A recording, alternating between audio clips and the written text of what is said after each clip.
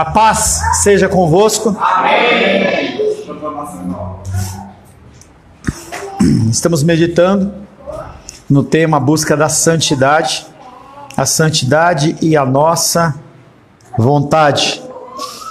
Finalizamos o primeiro período falando que nós devemos guardar a nossa mente e as nossas emoções através do ato de guardar o nosso coração. Não há nenhum atalho para a santidade a não ser o trabalho árduo, a perseverança. Como poderemos adquirir boas qualidades para a nossa mente? Provérbios capítulo 2, verso 6.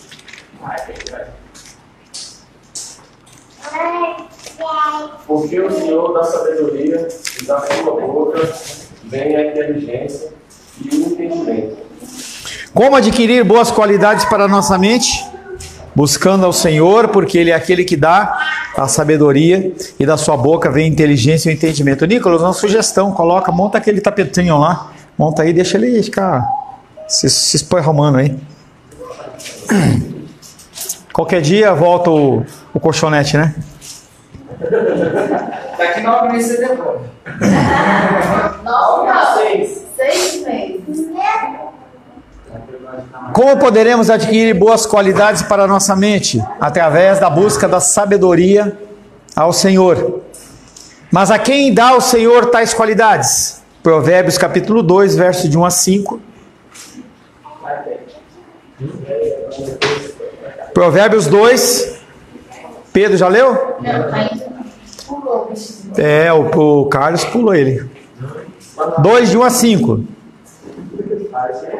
Filho meu, te aceitarei nas minhas palavras e esconderei contigo os teus mandamentos, para fazeres a tua sabedoria do teu ouvido e para inclinares do coração ao entendimento.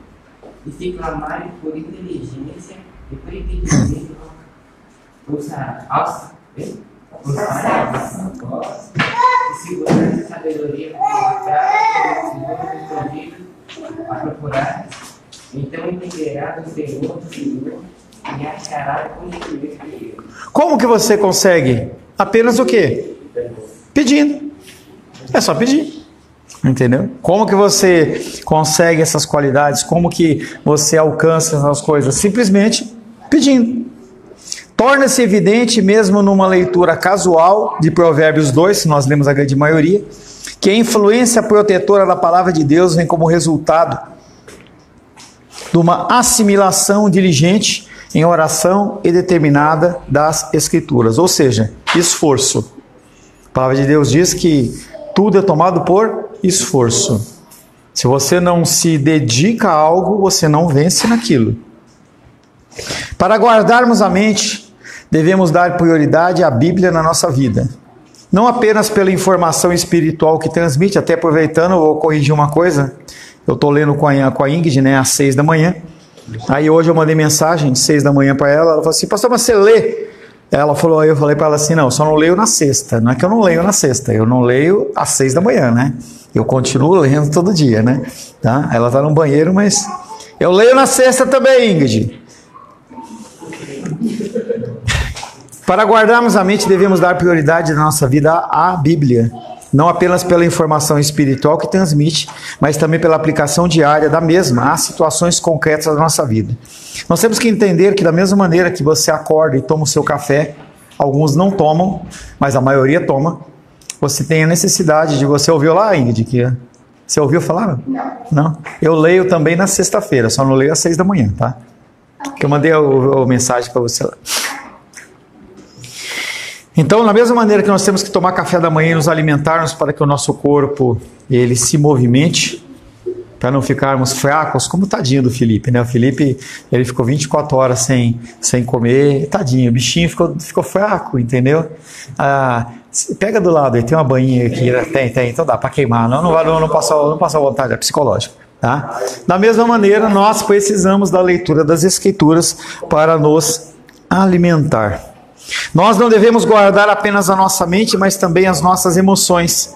Para isso, é útil que reconheçamos primeiro que, embora Deus apele muitas vezes à nossa vontade através da razão, o pecado e Satanás apelam em geral através dos nossos desejos. Então, nós temos um controle que nós temos que ter, porque nós temos os nossos desejos e nós temos as nossas emoções. As nossas emoções nós controlamos, mas os desejos a gente não controla. E nós somos influenciados não só por Satanás, mas em especial por ele, a nós queremos alcançar a nossa vontade por aquilo que ele está falando. Se a gente não tem o padrão das Escrituras, a gente vai seguir o nosso próprio coração. É verdade que Satanás irá atacar a nossa razão para confundir e enevoar as questões, mas isso é só para nos poder vencer através dos nossos desejos. Heloísa,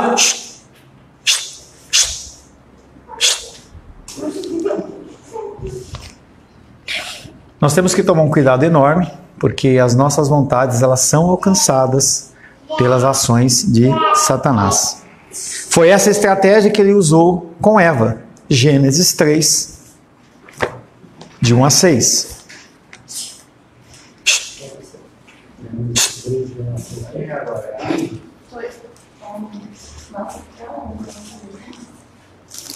Mais a serpente mais sagaz que todos os animais selváticos que o Senhor Deus tinha feito, disse a mulher: é assim que Deus disse: não comereis toda a árvore do jardim?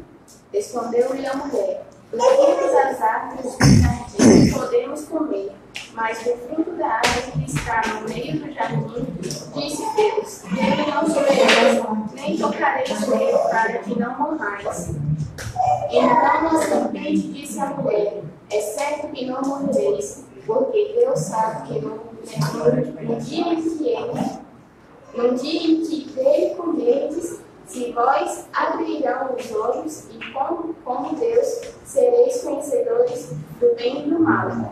Vendo a mulher que a árvore era boa para se comer, agradável aos olhos, e a árvore desejada para dar entendimento, tomou-lhe o fruto e comeu, e deu-lhe também ao marido, e ele comeu. Por que a Eva ela se sentiu atraída? Porque ela já tinha passado por aquela árvore, olhado e falou o quê? Nossa, como essa árvore é boa, a fruta dessa árvore é boa para se comer. Como essa árvore é agradável aos olhos. Ela já tinha, como o Tiago disse, cobiçado no coração aquilo lá. Já tinha no coração dela. E aí Satanás faz o quê? Apenas lança o quê? A semente. Lança apenas... Pega os brinquedinhos, ô Nicolas, e coloca aí para ele ficar brincando. Pega aí. Não, pega uns 2 ou 3, dá na mão dele. É? Tá bom. Satanás atacou a razão de Eva, questionando a integridade de Deus, mas a sua principal tentação dirigiu-se ao quê? Ao desejo de Eva, em que, novamente, vendo a mulher que a árvore era boa para se comer, não era a árvore que ela ia comer, era um fruto, né? Tá? Não era a árvore que ela ia morder, não. Tá? Não era pica-pau. Tá? Que a árvore era boa para comer, agradável aos olhos, e a árvore desejada para dar entendimento, tomou-lhe do fruto. Então, primeiro houve a cobiça dentro do coração dela. Sabendo que Satanás ataca, acima de tudo, através dos nossos desejos, devemos vigiá-los com diligência e usar a palavra de Deus para controlá-los constantemente. Mateus capítulo 4.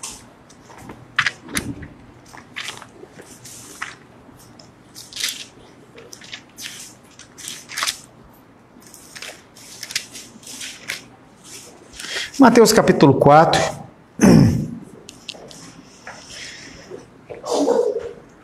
verso 2 em diante. Dois versículos por vez e para. E aí eu mando outro, vai. E depois de jejuar 40 dias e 40 noites, teve fome.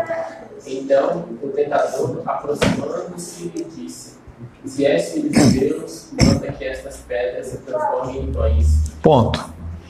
No questão de Adão e Eva, eles se tornaram como Deus conhecedores do bem e do mal? Não. Sim.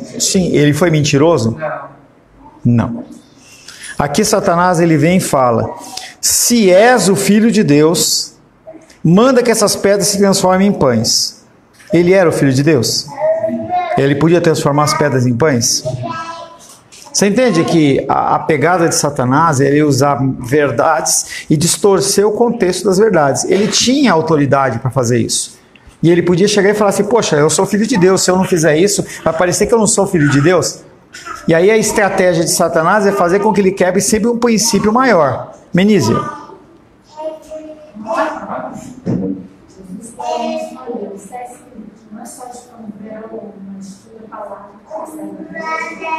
Vai lá no... Cadê? Deuteronômio, capítulo 8, verso 3. Gabriel, deixa aberto o seu aí, Menise, em Mateus 4. Deuteronômio 8, 3.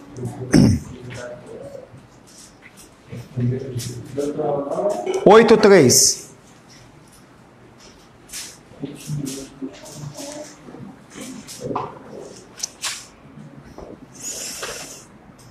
Ele te humilhou e te Não. deixou. É? Pera, deixa eu ver se é isso mesmo. Espera um pouquinho. Deixa eu só ver a referência aqui. Segura um minutinho, por favor.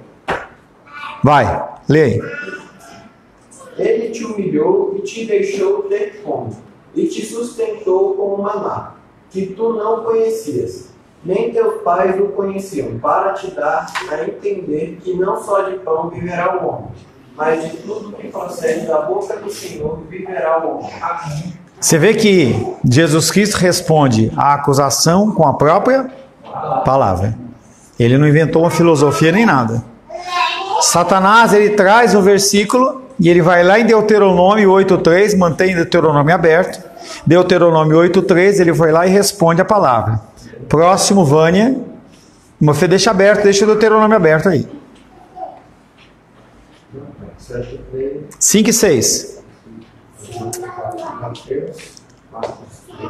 Então o diabo levou a cidade santa, colocou-o sobre o pináculo do templo e lhe disse: se és filho de Deus, atira-te abaixo, porque está escrito: aos seus anjos ordenará a teu respeito que te guardem, e eles te sustentarão nas suas mãos, para que não tropeces em alguma pedra. Pausa. Salmos 91. Não. Salmos 91, 11, certo? Desculpa. Salmos 91, 11.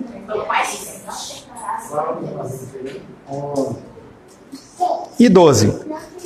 Salmo 91, 11 e 12. Porque aos seus anjos dará ordem ao teu respeito para te guardarem em todos os teus caminhos. Eles te sustentarão nas suas mãos para não tropeçares alguma pedra. Satanás Citou a palavra. Citou, é mentira? Citou a verdade, só que o contexto era o quê? Era outro. Tá? Ele não estava fazendo o que a gente não poderia, que é o que Jesus Cristo responde. Verso 7, Luísa. Mateus capítulo 4, versos 7 e 8. Respondeu Jesus, também está escrito: não tentarás o Senhor teu Deus. Levou ainda o diabo ao monte muito alto, mostrou-lhe todos os reinos do mundo e a glória deles. Vamos lá. Agora, Deuteronômio 6,16. Não tentarás o Senhor teu Deus como tu tentaste no passado. Então a gente tem que entender que a palavra de Deus ela não se contradiz. O que Satanás lançou nos ouvidos de Jesus Cristo era uma palavra verdadeira. Só que aquela palavra verdadeira ela é alicerçada em princípios. Um princípio é que Deus é soberano. Outro, o que é? Não tentará o Senhor seu Deus. Nós temos que sempre pensar que o entendimento base de toda a Bíblia está nos 5 primeiros livros da Bíblia. Gênesis, Êxodo, Levítico, Número e Deuteronômio. A partir daí é construído todo o restante do Antigo Testamento, a parte dos reis, crônicas, Samuel, juízes e também a ação dos profetas. Então, a ação do Antigo Testamento e de Josué até Malaquias, ele está atrelado o entendimento ao que foi falado dentro do Pentateuco, ou Torá. Quando nós entramos no Novo Testamento, nós temos os 4 primeiros evangelhos, ou melhor, os 4 evangelhos. E esses 4 evangelhos, eles se referenciam em quê? No Antigo Testamento, que se remete ao quê? A Torá. Quando nós passamos para o restante das cartas, Paulinas, Pedro, Tiago, João, Hebreus, todas essas cartas, elas entram dentro do Evangelho, que se referencia com o Antigo Testamento, que se referencia com o Pentateuco ou a Torá. É por isso que quando nós pensamos se uma coisa ela é bíblica ou não, a gente tem que ir nessa sequência. E em última instância, nós temos a visão da igreja primitiva do primeiro século, que era aquela igreja que tinha alguns procedimentos, que eram os procedimentos que o próprio Cristo ensinou eles como agir. E aí tem um manifesto que chama Didaquê, ou Didarrê, entendeu? Que é a doutrina dos apóstolos, em que eles, preocupados com o que a igreja iria fazer em relação à doutrina, eles escrevem algo, entendeu? Que começa a mostrar para as pessoas como agir, como fazer a Santa Ceia, como fazer isso, como fazer aquilo, e dão nortes para que as pessoas elas possam agir de uma maneira correta, tá? Por que eu falei para você ler o Mateus 4? Porque a resposta a Satanás, ele não necessariamente vai vir com uma mentira sobre a sua vida. Ele vai vir com uma verdade distorcida. Não, uma verdade distorcida, que é diferente de uma meia-verdade. Uma meia-verdade você tem elementos verdadeiros e elementos mentirosos. Ele vem normalmente com elementos verdadeiros distorcidos, em que ele chega e fala, tudo posso naquele que me fortalece, é verdade, é verdade. Aí o André, ele é um policial militar federal lá da rodoviária, e ele vai lá e para no meio da rodovia, não, eu não completei, não fala glória ainda não, hein? Entendeu? Ele para lá no meio do EPTG, vê a carreta, ele fala, para em nome de Jesus, blum, blum, entendeu? Mas morri policial. Você entende que se você distorce a palavra, aquilo que era verdade deixa de ser verdade. Jesus, ele tinha algo determinado sobre a vida dele, que ele tinha que passar, que ele tinha que fazer, e Satanás estava usando elementos espirituais verdadeiros para distorcer aquilo que está fazendo. Você vai na igreja e ele fala assim, olha, tudo que você der, Deus vai te multiplicar 100 vezes, beleza, mas aí o cara força você a fazer o quê? Dar sua casa, dar seu carro. E aí nessa motivação de troca não funciona dessa maneira. Então a gente tem que ter o discernimento para entender que a voz de Satanás, ele não vem só da boca do diabo, também vem da vida da boca das pessoas. Não se trata de radicalismo, trata-se de prudência espiritual. Cada um de nós deve procurar estar consciente da maneira como o pecado nos ataca, através dos nossos desejos, e nos prevenirmos. 2 Timóteo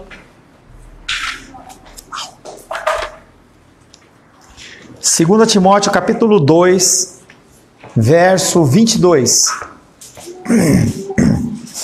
Capítulo 2. 2:22. Foge, outro sim, das paixões da mocidade. Segue a justiça, a fé, o amor e a paz com os que, de coração puro, invocam o Senhor. Quem conhece dentro do seu coração as suas paixões pecaminosas? Quem conhece? Você pode levantar a mão? Se você conhece. Se você não conhece, amém. O que ele está falando aí, Raiane, na primeira frase? Foge das paixões da mocidade. Me entende? Você tem que fugir disso. Se aquilo já te atraiu no passado, atrás de novo. Tá curado a ferida. Não tem mais cicatriz, mas está lá o vírus, incubado. Você der oportunidade a ele, é fatal. Isso não é para mim só, é para todas as pessoas.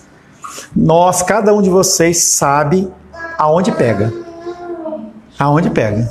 E se você deixar isso vir à tona, ele vem e vem com força. Então, foge das paixões da mocidade. Guardar os nossos desejos implica, contudo, mais do que lutar na defensiva contra as tentações do mundo, da carne e do diabo. Nós temos que passar a ofensiva. Por quê? Se você só defender, você vai ficar tomando pancada.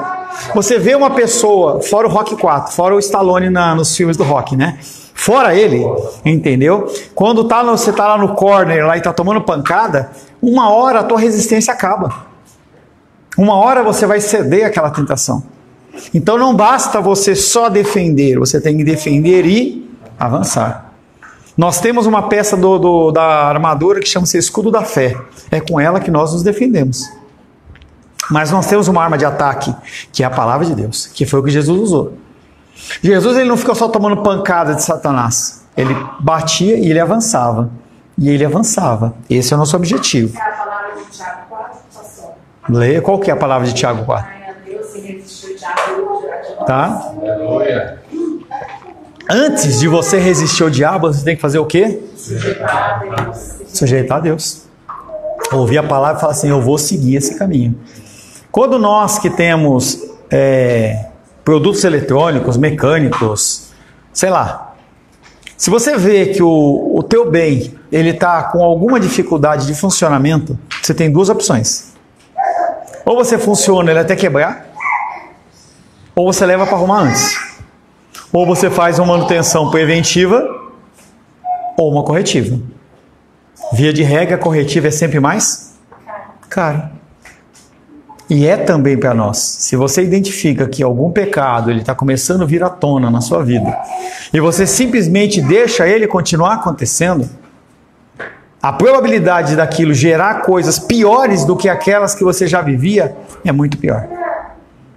O Evangelho de Mateus diz que se você está numa condição pecaminosa, e ele usa a figura demoníaca, e você expulsa aquele demônio da tua vida, e você não orna a sua casa, ou seja, você não lê, você não ora, você não edifica a sua casa, aquele demônio ele vai ficar andando, procurando onde habitar. E aí ele, em não encontrando, ele volta. Será que o fulano, beltrano, ciclano está livre para a morada? Se estiver livre, ele entra não sozinho, mas ele entra com mais 7. Por quê? Porque ele não quer ser expulso de novo. E aí o estado final, ele é pior do que o primeiro. Então nós temos que fazer a manutenção. Colossenses 3:1.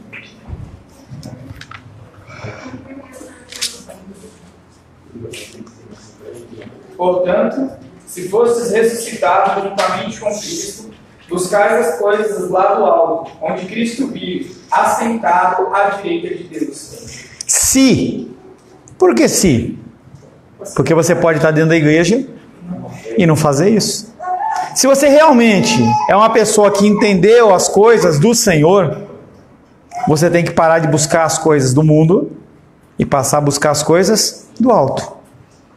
Salmos capítulo 1, verso 2. Esse é um salmo legal de decorar, nós já decoramos ele já.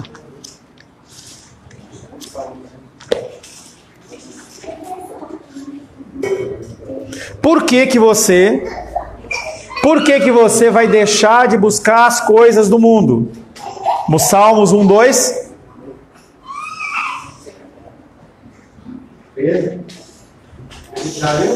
Pedro, é você mesmo, Pedro. Dessa vez o Carlos não vai roubar o seu vez, não. Salmos 1, 2. Tanto o seu prazer está na lei do Senhor, e na sua lei medite dia e noite. Por que a gente vai deixar as coisas do mundo e vamos começar a buscar as coisas do alto? Porque o nosso prazer está onde? Na lei do Senhor. Quando você tem uma coisa que te agrada, você dedica tempo a isso. Salmos 40, verso 8. Salmos 40, verso 8. Eu vou ler.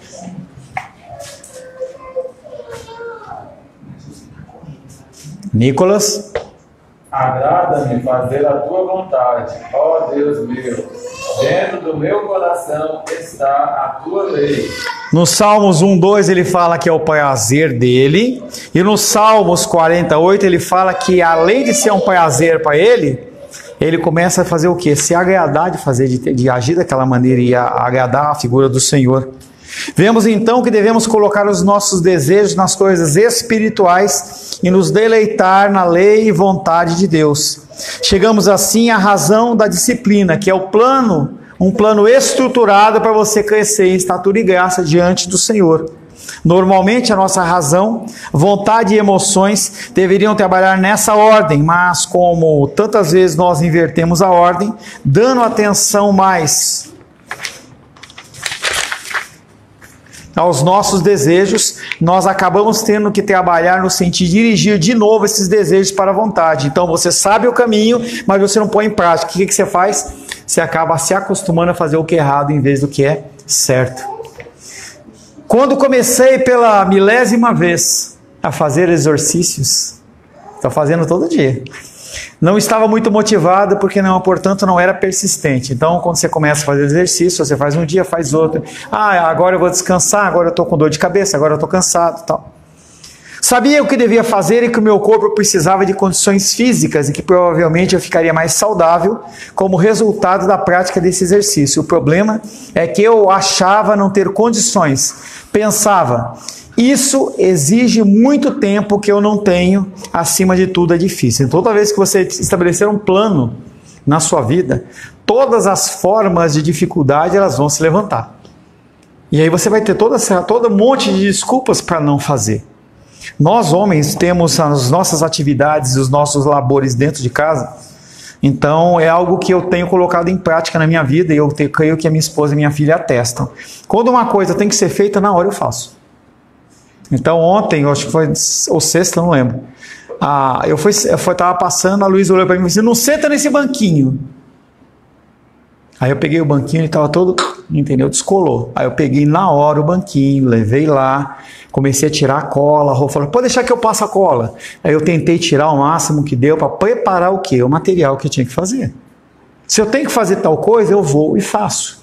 Porque se você espera a sua boa vontade, você não vai fazer nunca. E uma grande reclamação das esposas é exatamente esse.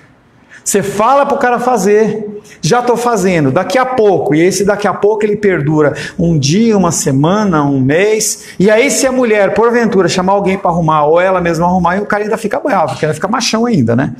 Temos que fazer as coisas independente de ser difícil. O que eu parei dentro desse contexto de exercício? Assim, comecei, parei, sem nunca fazer nenhum progresso significativo. Foi então que vi que me exercitar me deixa mais alerta, mais desejoso da leitura da palavra, e essa era a motivação que eu precisava, e tenho seguido isso, estou num projeto aí de 100 dias, eu já estou com 35 ou 37, de jeito nenhum, 35 ou 37 dias, já, o plano é de 5 dias por semana, mas eu pego um extra e faço mais sábado, e também faço um pouco no domingo.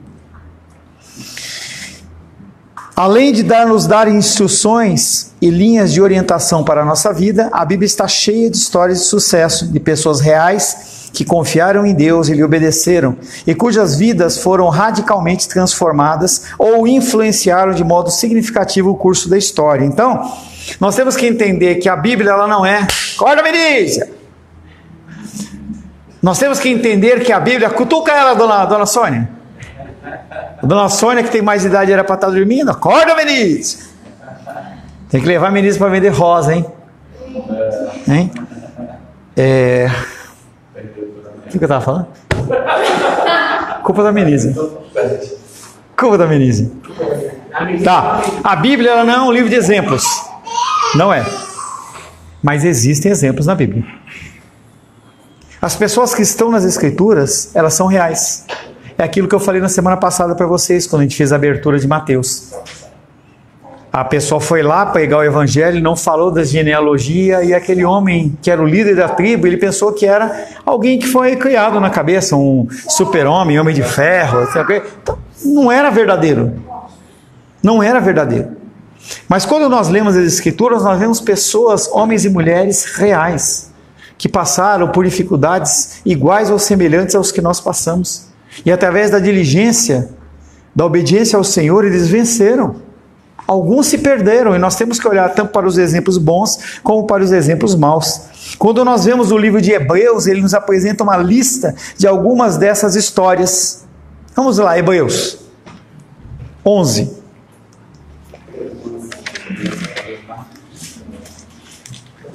Quem é o autor de Hebreus?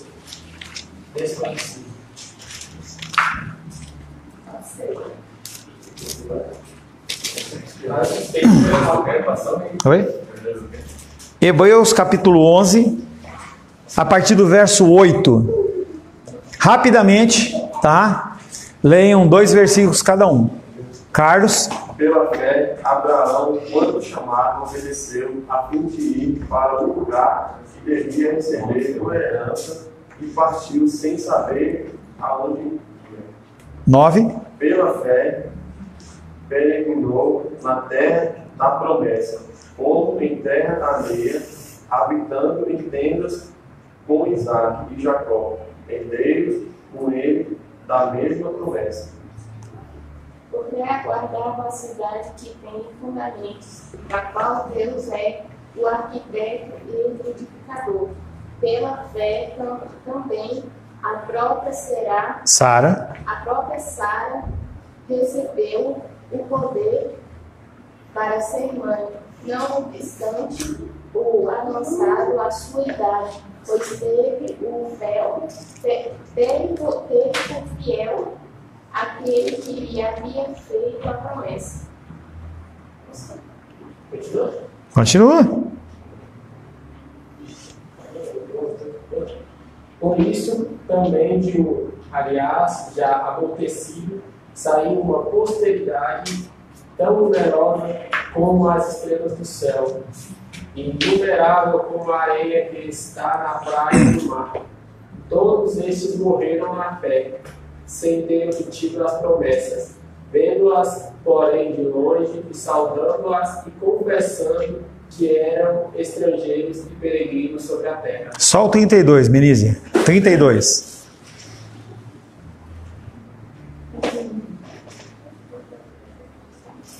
E que mais direi? Certamente me faltou o necessário para referir que a respeito de Gideão, de Baraque, de Sansão, de Jefté, de Davi, de Samuel e dos profetas.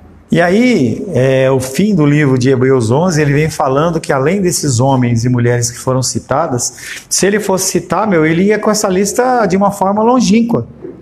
Há muitas pessoas que não foram mencionadas, como a gente fala em 11:32. As proezas de homens como Daniel, Ananias e Elias, a figura de Noé, de Davi. Seria, portanto, útil que incluíssemos constantemente os relatos de alguns desses homens na nossa leitura bíblica, para nos motivar em áreas de santidade. Além das escrituras, podemos estar em alerta em relação a alguns livros clássicos que de fato nos motivam para uma vida santa e piedosa. Mas se você não lê nem a Bíblia, então você continua na Bíblia, tá? A ideia básica é que se deve ter um plano, uma abordagem disciplinada que nos permita estar motivados para a santidade. Em última análise, é Deus quem opera em nós, tanto o querer como o efetuar.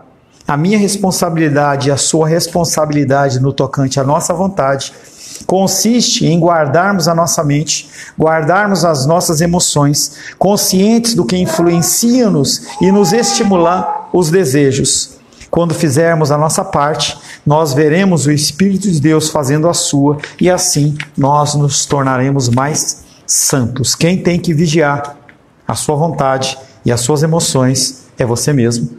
E pedir a Deus que Ele possa te ajudar dentro da purificação, desse caminho de santificação progressiva. Amém?